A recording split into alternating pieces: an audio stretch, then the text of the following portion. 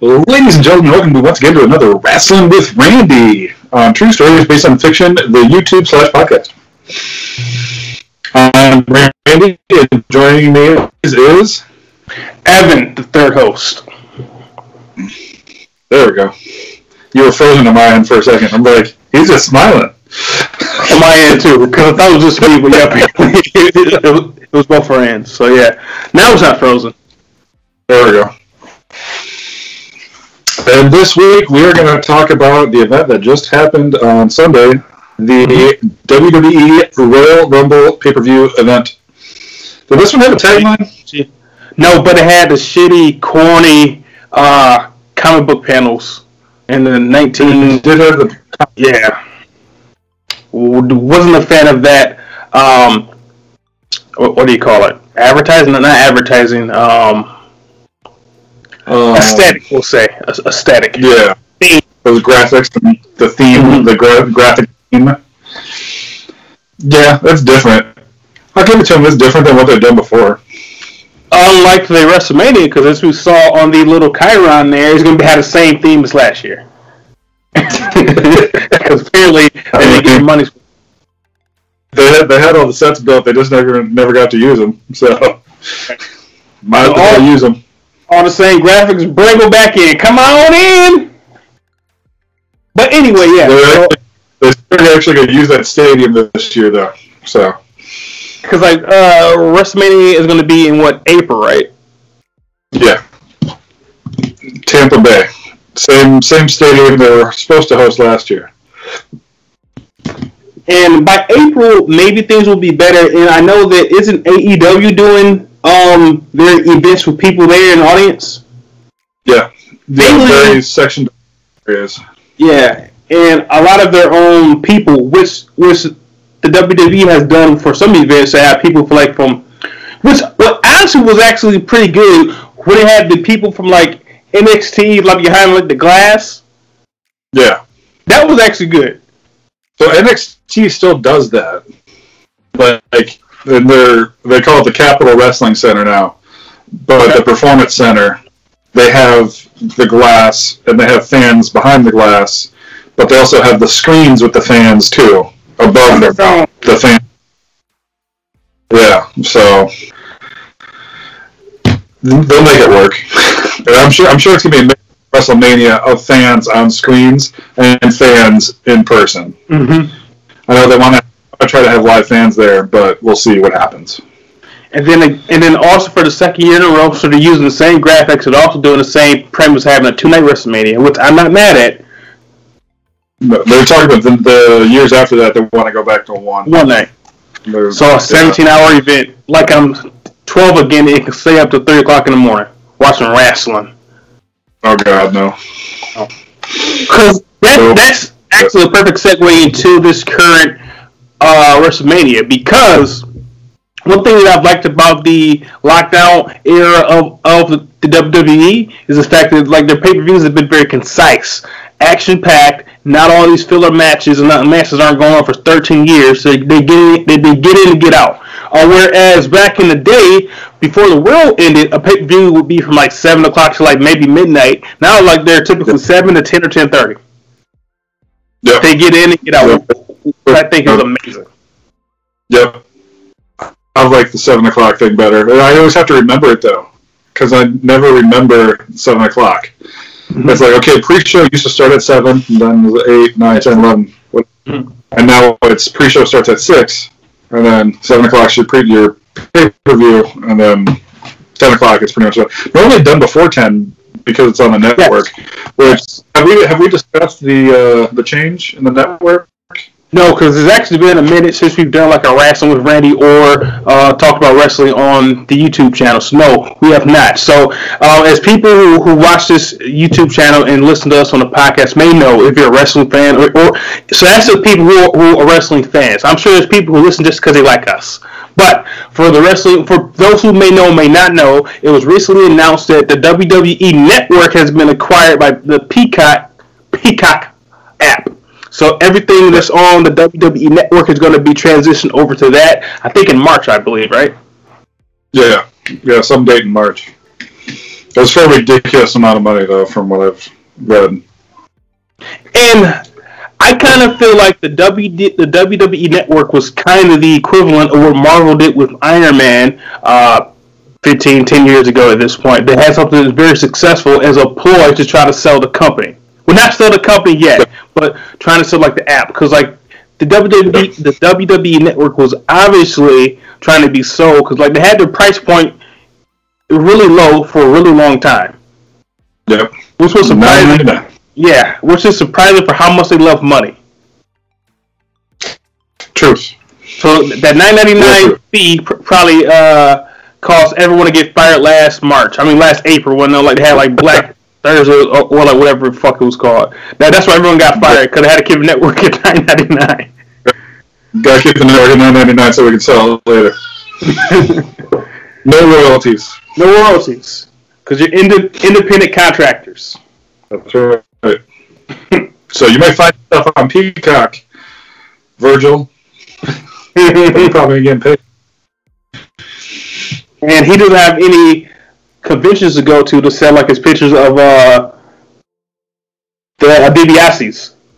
No, man, he's on Cameo for like $75 or $80. We looked that up that one time. Oh yeah, we did. Yeah. It might have been more than that. And then because we have like the Blue Meanie, who's probably going to precede this video, and like he was pretty reasonably priced, right? Yeah, super cheap. Like almost like 25. That was maybe 25 or 30 or 35, something like that. Yeah, and I would argue. What's that? So by comparison, these other ones are way up there. Yeah, and I would argue that the Blue Meanie is more popular than a Virgil / Vincent ever has been or will be. Has been pun intended. Yeah. Well, okay. So like Mr. Other segue, we're getting back to like the 2021 Royal Rumble. So it was very concise. We had title match, Women's Rumble, title match, Men's Rumble, right? Because you had and then that's probably wrong, but I will say this, which is correct. This was every match in here could have been like a main event. Yeah. Besides one match. That wasn't really. Well, it was what? Drew and Goldberg, then was it Carmella, Sasha? And then the women's match. Yes. You are correct, yeah. Then Roman and Kevin. Mm-hmm. And then the men's match. Yes. Which you and I were both kind of shocked how the first match went out. Yeah. Because we all know that Bill can't really have a long match, so that's something that was expected. But I really thought that because he's Goldberg and because Vince still likes him so much for whatever reason, he was going to win the belt and then Drew was going to have to get it back at WrestleMania. But no. Yeah. No, they just had Drew beat him. Which, surprising, and I felt like he was going to kill Drew on that jackhammer. Yes. So, absolutely. They need to outlaw Goldberg doing the jackhammer. He almost killed Taker. Yes. They almost injured Drew. Yes. Unless it's like a squash match and it's like fucking Dolph Ziggler, who weighs like 220. He can't do the big boys anymore. Because if you notice, Goldberg is still a big guy, but his arms are pretty small. Yeah. His arms are really small, as a matter of fact. And that's a lot of upper body arm strength doing that jackhammer power. I mean, that jackhammer. No, jackknife, right? Is it jackknife or jackhammer? Jackknife was Kevin Nash. Powerbomb. So this is jackhammer, yeah. So yeah, they need to out. But that was really the only bad part about that match. It did showcase the strength of Goldberg. It made Drew and Goldberg both look strong for the most part. It's the first time that I saw what's his name? Drew's new entrance with like this kilt on and the sword. That's pretty cool. That's pretty cool. Yeah, it's a cool entrance. Also, Pyro's back. That's the first time I've seen Pyro in a while. Yeah, the Thunderdome has Pyro, and that was one of the reasons they didn't want to try to get fans into this one, is because they'd have to move all the pyro, they'd have to move all the the screens. They're like, it's just a pain to do that, and just for one night, then to set it back up for Monday the next night. Yeah, because they have pyro all over that Thunderdome now, and then pyro up on the stage. And yeah, Drew McIntyre's entrance with the pyro and the sword was amazing. Yes. Is that new? It's been a couple months. Okay, yeah, because honestly, before this pay-per-view, I was to the point to where I was not enjoying the product, as I say, anymore, because I haven't seen anything on the WWE since, I believe, it's been a minute. Maybe since last pay-per-view that we actually spoke about here, like on the show. So, like, yeah, so it's been a minute, but I was pleasantly surprised. Yeah, no, it was good. That was a good one. Sasha Banks and Carmella was okay. I mean, that's the one that wasn't main event level. No. Carmella's alright, I guess. Yeah. Sasha's always good.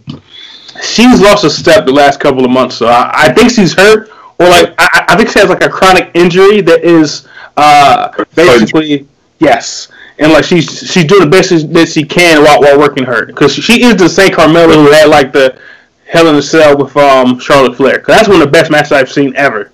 Top 10. Oh yeah, definitely. That was a great match. Have they had like a women's Hell in a Cell since then? Yeah, didn't Sasha and Bayley have one? Yeah, I believe so. And it's probably trash. I think the last Hell in a Cell pay-per-view was a women's cell. Honestly, I can't remember. Yep. So yeah. So I'm sure that probably the best thing about that match, really the only good thing about that match, was Carmella's assistant, her sommelier. How do you say that term? Sommelier. Yeah, like that's like a wine connoisseur, right? I don't know what it is. I think that's what it is. Is that like a not a servant?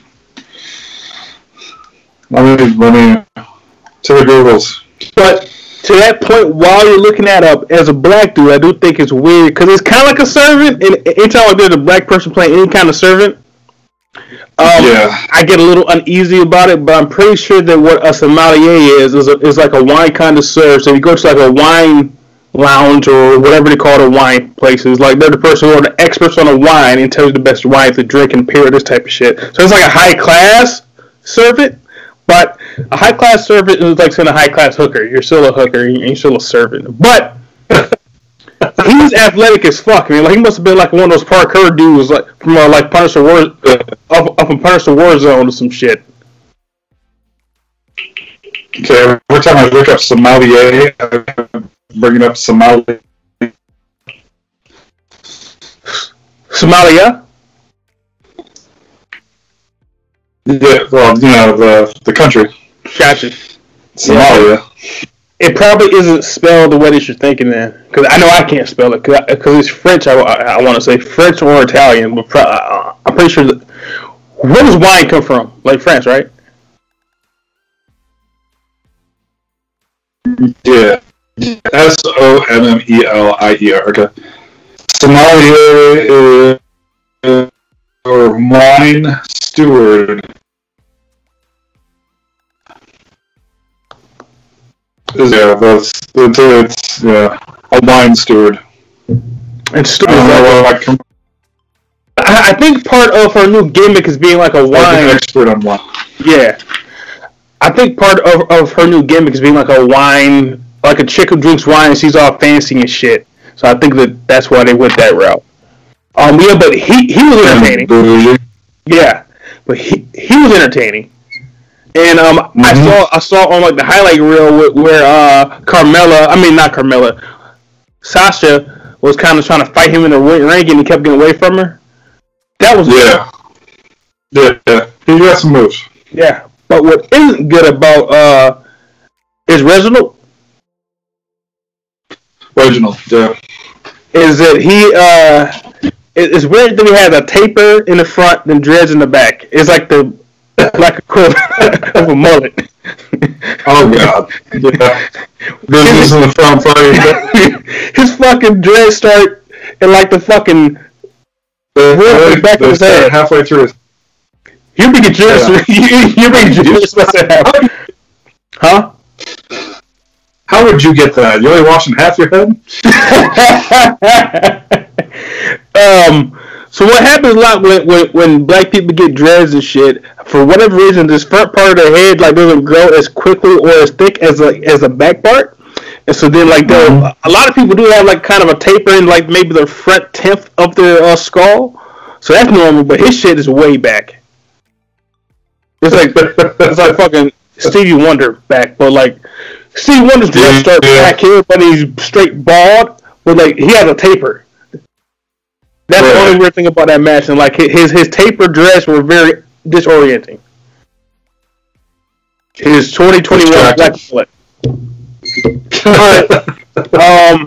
So next we got to the 2021 Women's Royal. Now, for whatever reason, this is a tangent, but that's what we're known for.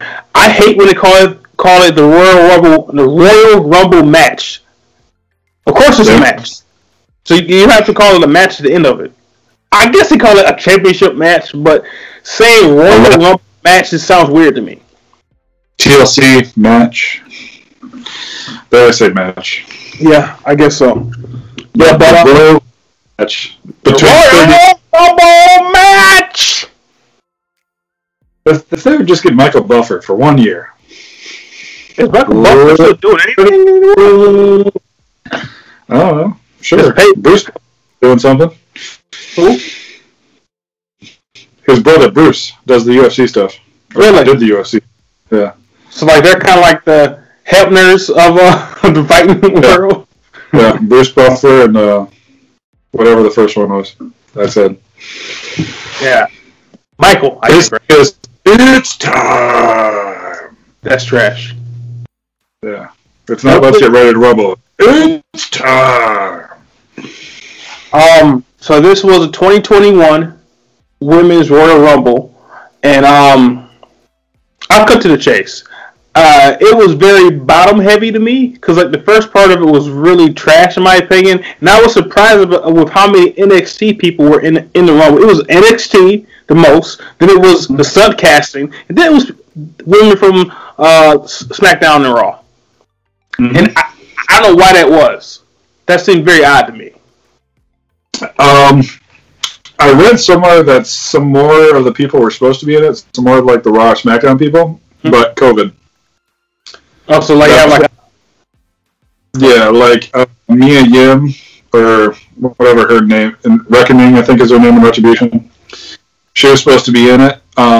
Same thing with Keith Lee. Keith Lee wasn't in the Men's Rumble. Yeah.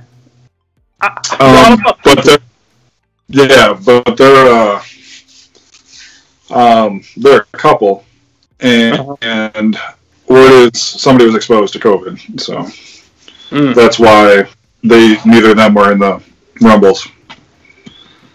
And a person that I was surprised who wasn't in the Rumble was KD Cordelico, the chick from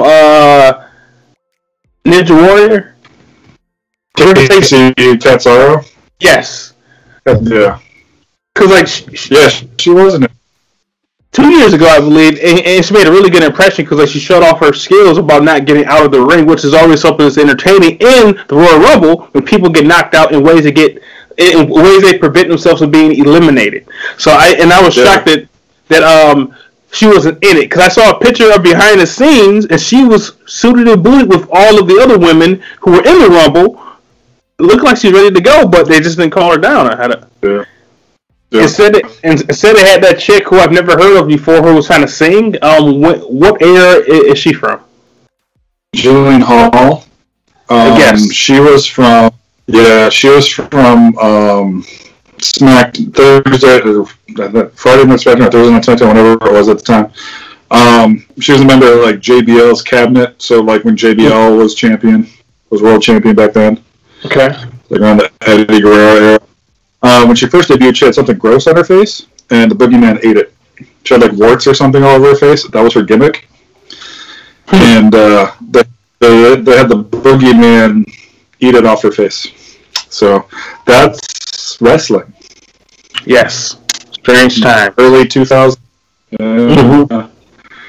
2010s. Yeah, because she was the only one that I've never heard of before. I was glad that Tori Wilson came back, who's aging like wine, not like milk. Yeah. And a yoga studio. She's like the female DDP. Yes. And when did she learn to actually wrestle? Because she was trash back when I was watching back in the day. Yeah, she was a valet most of the time. Probably around the same time as like they had pillow matches and lingerie matches. She couldn't wrestle back then, but like she's gotten better. I got tongue tied there. Yeah, she got way better. Like she actually did. Although her appearance was pretty short, in the time that she was in that shit, I think she did really well. Yeah, agreed. So like the first half of it was all kind of comedy, but then the back end of it was really good because they kind of made up from last year. Because last year they had a lot of people in there who made a great impression, and then here comes Charlotte Flair pulling a Hogan, in my opinion. It just came and won the whole thing because reasons. Then she won. Then she beat Rhea Ripley at Mania, and then nothing happened. Granted, I think she got hurt, and then she had to get like her breast implants taken out. So that's some of it, but it was very underwhelming. Yeah, so I feel like this year they wanted to kind of rectify that, and then for once listen to the fans. Because last year, that's the first time I ever saw the eventual winner, Bianca Belair. First time I ever saw her wrestle, and she was fucking amazing in that match last year. This sure was. This year, she wasn't really that great, but I think this is like her Oscar. Like sometimes when you get an Oscar at the end of your career for shit you did back in the day, this was like her Oscar because she won this year for her performance last year. I feel like. Agreed. She deserved it. She made a name for herself at the Rumble last year and this year. And having her and Rhea be like the last two in the Rumble, that was cool too. That was also trying to rectify how Rhea got treated last year as well. I felt like, and the only one who wasn't represented in that final in the final portion of the match was Shayna Baszler, because she was supposed to be like new Ronda Rousey or new Brock Lesnar in like the female division. And last year she also had a great performance, but then she also got beat. I think it actually came down to Shayna and Charlotte last year, didn't it? I believe so. Yeah. Yeah. So I think that she should have been there too. So she could, but. Getting back to what actually happened, as you said, when Charlotte got knocked out of the match, and it was cool that Rhea and Bianca were good sportsmen, and say, you know what, hey, let's both get back in the ring so we can duke this out. Women, mono, whatever you say for women. So that was very good. And when it came down to that final three, Rhea, Charlotte, and Bianca, I'm like, fuck, they're going to do a repeat of last year. I just fucking know it. And Charlotte's good, don't get me wrong, but she's oversaturated. Because now since Ronda's gone, exactly. But since Ronda's gone, and the man is gone, they're putting all of their focus on her. She's literally the back, and the whole women's division is on her back when there's other women who are capable. So when it came out to those three, I was like, shit, here comes Charlotte gonna do the same thing 2 years in a row. Then boom, she got out the ring. Like, oh man. So then I was literally on the edge of my seat, bro. That does not happen often. I was like, oh man, what is gonna happen here? And then it came into the ring, had a good confrontation, meaning Rhea and Bianca. And then eventually they had like a little struggle at the ropes, and then Bianca ends up winning. And I literally went, oh shit! Did a fucking Arsenio Hall arm pump, because I was shocked. I was like, I can't believe they actually listened to the fans and made the right person win. Mm-hmm. Agreed. She deserved it. Mm-hmm. And then, like, you can tell that it was something that they really invested in, because how often does a person get an interview after the Rumble? Not often. Yeah. So they made an event of it and made it seem like she fucking won the damn Super Bowl or something. She came and it was good, and I got a little misty-eyed, honestly. Like, by seeing that. Yeah, so definitely the field goal. Yeah, I would say it still was the most feel good moment of the whole night. I agree. I think it was better than even the match that came after it, or even the men's rumble. I mean, that could go with that ending. The rest of the match was there was a lot of build up to that ending. And you way through and you're like, this is trash. Yep. I'm like, so far, yeah, but it's not over yet.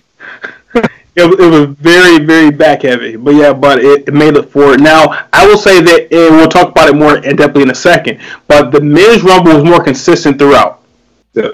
It was a good rumble. It definitely ended the way that it should have ended, and like I got a bit emotional and teary, and I got a little misty. But the following match was also pretty good because that was the last man standing match with Roman Reigns and what's his name? Kevin Owens. KO. Yeah. That was good. I like KO. KO's one of my boys that I will buy merch for because I have some KO shorts. Do you? Yeah. They're nice. They're like jersey. They're like basketball shorts. Yeah, because Kevin Owens dressed like a house husband who's at home eating corn chips. I can't do this. I can relate to Kevin Owens, okay? But Kevin Owens is trying to be the new. I can't think of it. Who was really risky with like their body, like new Cactus Jack. Yeah. He's proven that match after match. Everything he does, like he jumps off of everything. Like no, I got a better one. He's the white New Jack.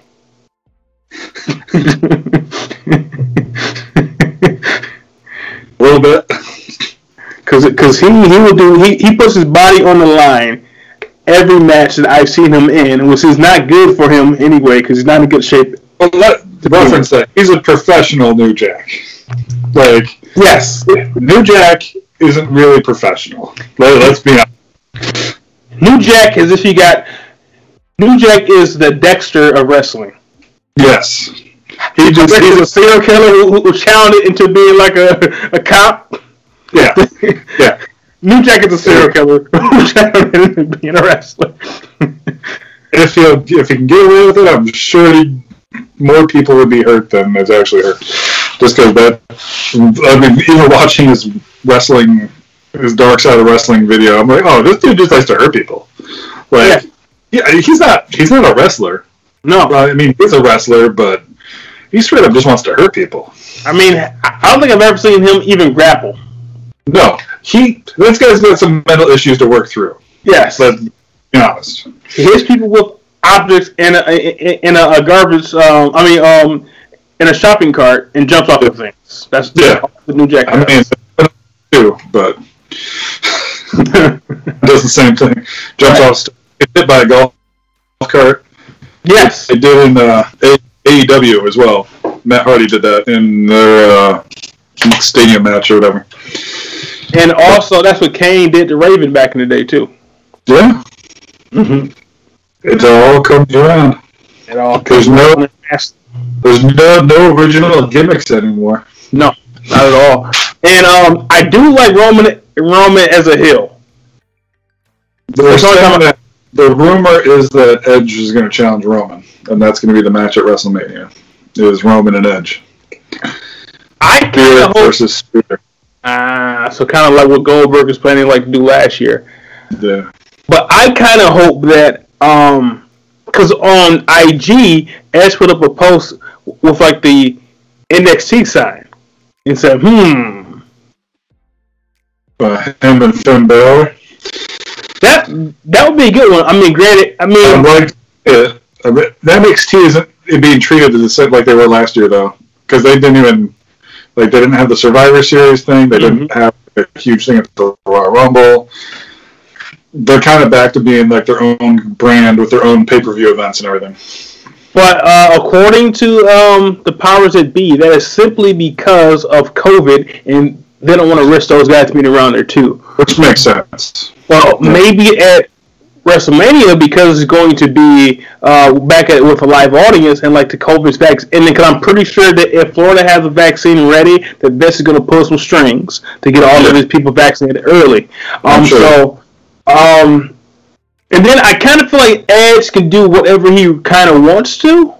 So I would be more interested in a match between Edge and Finn Balor because they're both like a similar size, and I think that they could do more together than Edge and a Roman. Roman is actually better as a brawler than actually being like a more of a technical wrestler, and Edge is more, in my opinion, of a technical wrestler. Like Finn Balor, like Finn. The better match would be him and Finn. With Edge back, I'd love to see like an AJ Styles versus Edge. That would be good too. Well, I don't like. Unless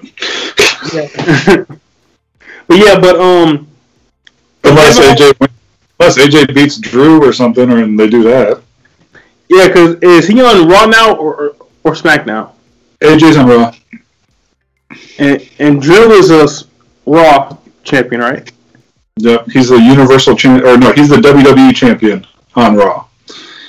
And SmackDown has the Universal title. Just like you spoke about over text, that shit is so confusing to me. I don't know which one is which. I feel like now the Universal title is the one that changes color. The WWE Championship stays black. Which one is the OG one? The WWE Championship. That makes sense. And the Universal was on Raw for a long time, right? Yeah, that's the one that Brock had that was red. Okay. Yeah, that's so confusing. I feel like at this point, they just call like the SmackDown champion and Raw champion, so I don't get confused. But I do like that they're keeping the continuity from the champions, even if the belt like moves to different shows. That's cool. Yep. Yeah, because they're even saying that the belt that Drew has, because I'm not going to remember at this point. I'm old, and this is late for me. Yeah, that's the only belt. That's when the Goldberg hasn't won, apparently. That's what they said during like the preamble. Like, that's the only belt that Goldberg hasn't won.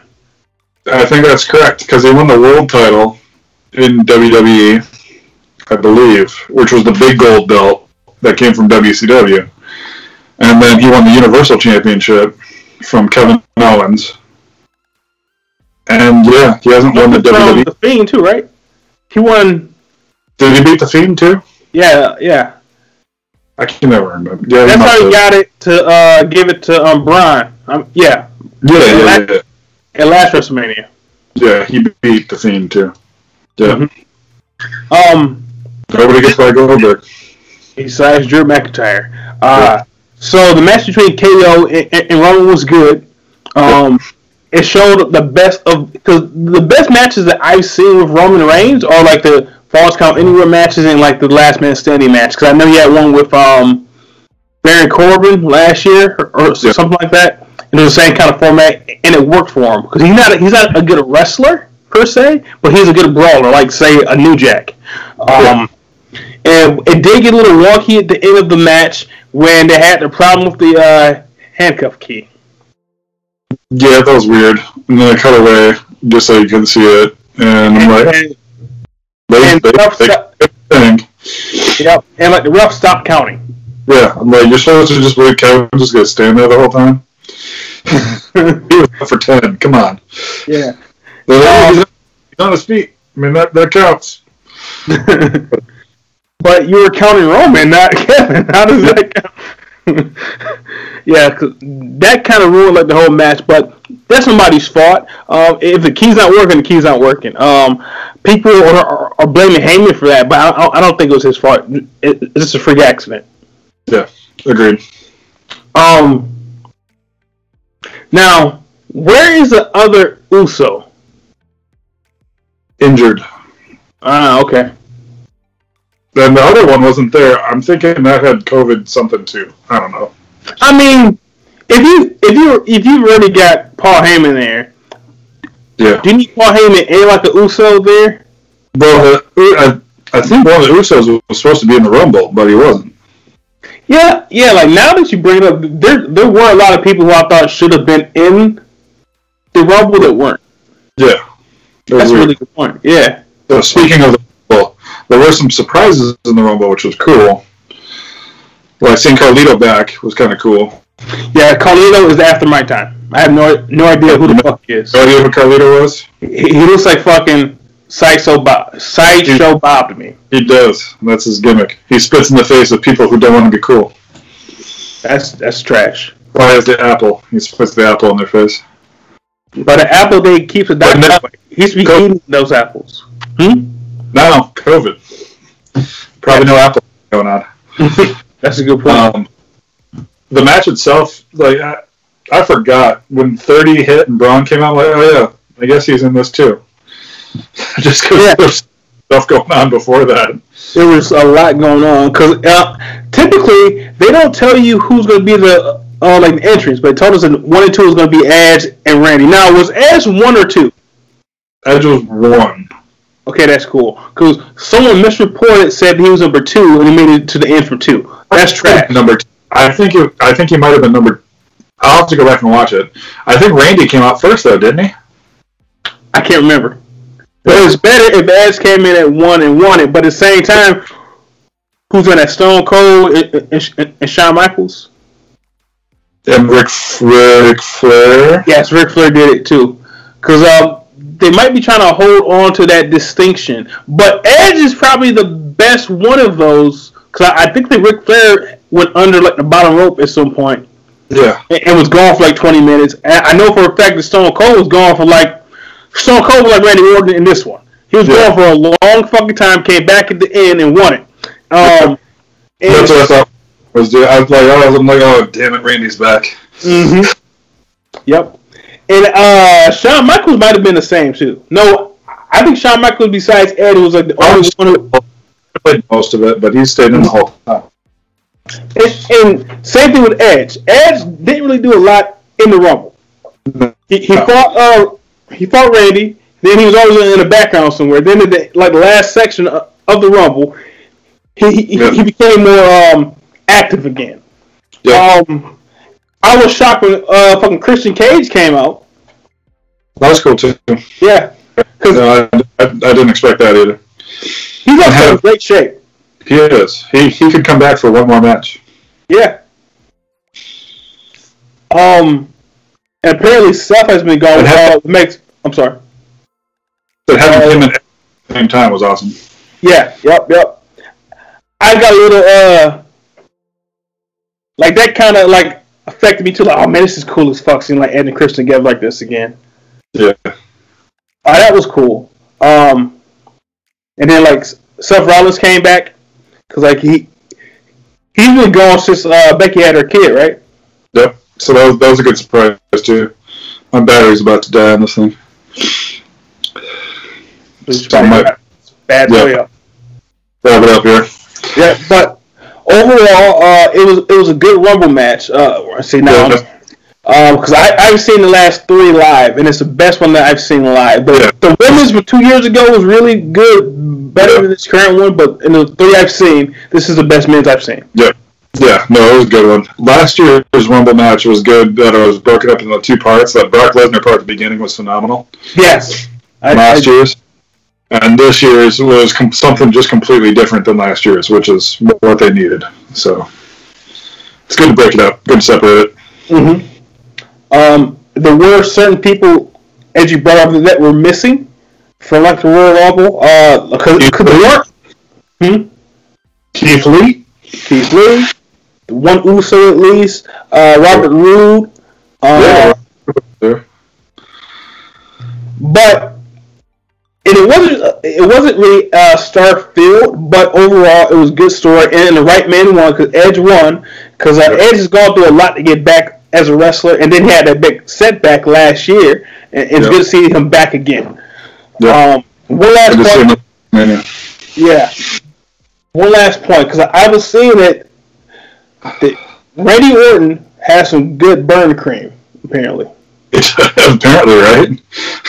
Like I saw him, he was burnt the fuck. He had all my mask, and like his eyes were burnt, to like the eye holes. But now he's miraculously 100% healed. Yeah, it's funny how that works.